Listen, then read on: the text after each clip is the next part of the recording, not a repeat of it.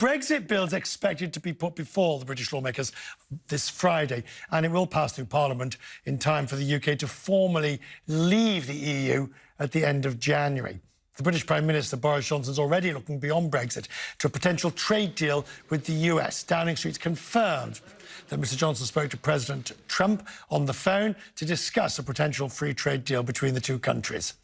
Chris Southworth is the Secretary-General of the International Chamber of Commerce in the UK. He joins me now from London. Good to see you, sir. All right, let's just grab this nettle firmly. I mean, as I just said, you know, the EU trade deal, because you're starting from a level playing field, is doable, but it is unlikely to be able to be done by the end of next year. Yeah, I think that's right. You know, just because the two entities are close to each other, that doesn't mean it's not going to be a difficult battle. There's going to be some really difficult choices to make for everybody. But, you know, on the EU side, it's not going to want to have a big G7 economy openly undercutting it. And on the UK side, it's got to make a choice to, you know, diverge away from the EU in order to be competitive. And that's going to be, you know, it's going to give people tough choices, consumers, businesses, and the wider society. OK.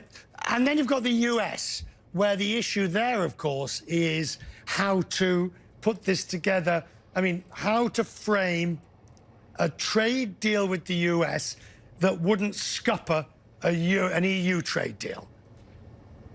Yeah, and a big issue with any US deal is public services and food standards.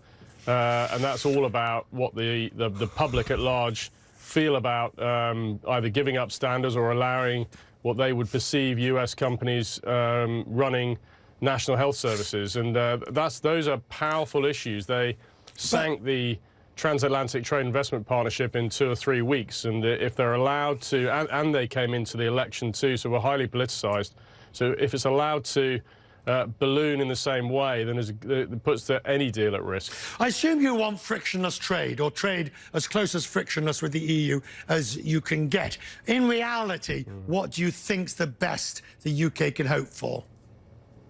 Well, I think what is a positive is, you know, we've had 3 years of total paralysis, and now we've got certainty on what you know, how we're going to leave the EU in terms of Brexit, but also what direction of travel we're going in terms of a free trade agreement. And that's a positive for business, but it does mean hard borders, it means costs, and it means extra red tape, and there's a big question too around how the government is going to compensate for all of that new cost coming in by taking it away elsewhere. In my weekend reading, I was reading articles about, you know, the UK mustn't make the same mistakes in the trade negotiations that it made in the Brexit negotiations, where the EU very much ran rings around the British negotiators. How can they avoid doing that next time?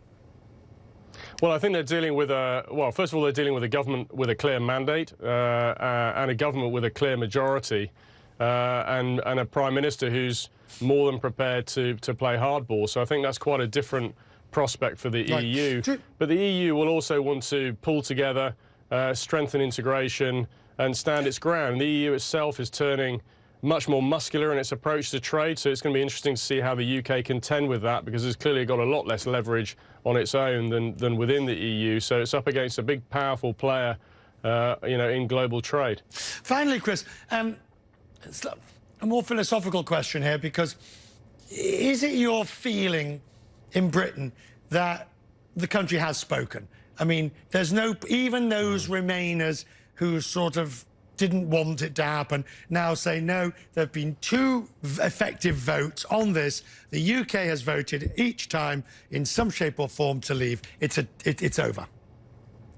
Yeah, I think so. I mean, there's no going back from here. This was a very clear Brexit election and a very clear result. So I think now it's all about making it work and for the UK to really hit the gas to, you know, to be successful. It's a resilient economy. Creative economy with a lot to offer, so it really needs to sort of go for it and try and put that argument to bed. Having said that, there are internal issues. There's a much more polarised situation with Scotland, for one. Oh, yeah, yeah. So that puts the Union at risk as well. But Brexit, I think, is over for the next 20, 30 years now. It's about saying, you know, defining the UK, you know, as an independent economy outside Europe and what role that means on global trade as a whole. Good. We'll talk more about that, sir. We'll certainly need your help to navigate the waters as the UK leaves. I much appreciate it.